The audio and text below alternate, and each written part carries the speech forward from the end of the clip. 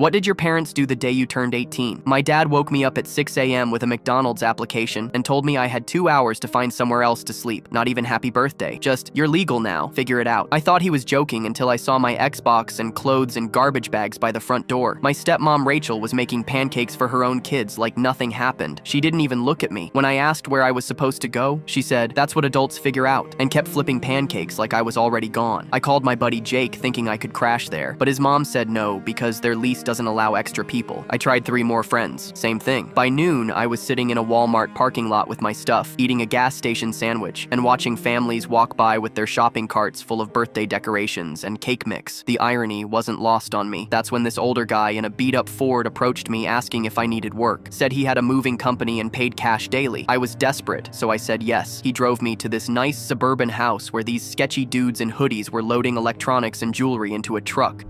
Something felt wrong, but I needed money. Then I heard a woman screaming from inside the house, begging them to stop. They weren't movers. They were robbing the place and wanted me as a lookout while they cleaned out the master bedroom. I grabbed my bags and ran down the street as fast as I could. Left my Xbox behind because I wasn't going to jail for my dad's garbage parenting. I ended up at a 24-hour Denny's with like $12, trying to make one coffee last all night. The waitress kept refilling it and pretending not to notice I was basically homeless. Her name tag said Maria, and she had kind eyes behind thick glasses. Around 3 a.m., this woman in scrubs sat across from me. Turns out she was the night manager finishing her double shift. She asked if I was okay, and I just started crying like a little kid. Told her everything about my dad, Rachel, the robbery, sleeping in parking lots. She said her son was about my age and lived in California now, and she missed having someone to take care of. She gave me her couch for the night. Her apartment smelled like vanilla candles and old coffee, and she made me scrambled eggs at 4 a.m. without asking if I was hungry. Just put the plate in front of me and said, "Eat up, sweetie." Next morning, she drove me to her church in her old Honda and introduced me to Pastor Mike. He ran a program helping kids who aged out of foster care and teenagers in tough situations. Got me a job at the church doing maintenance and let me stay in their guest room above the fellowship hall until I saved enough for an apartment. The work was simple but honest. Fixing broken chairs, painting walls, cleaning gutters, setting up for Wednesday night dinners. Nobody asked questions about my past or why I showed up with everything I owned in garbage bags. 3 months later, I ran into my dad at Home Depot in the plumbing section. He was with Rachel buying stuff for their kitchen remodel. He saw me in my work uniform with Grace Community Church on the back and asked how I was doing, like we were old friends meeting for coffee. I told him I was good, no thanks to him. He got defensive and said he was teaching me responsibility and that I'd thank him someday when I was successful. Rachel just stood there looking uncomfortable, shifting her weight from foot to foot and staring at the floor tiles. I told him the only thing he taught me was how not to treat my future kids. As I walked away toward the exit, I heard Rachel whisper, "Maybe we should have called to check on him," but my dad cut her off with, "He's fine. Look at him. Sometimes tough love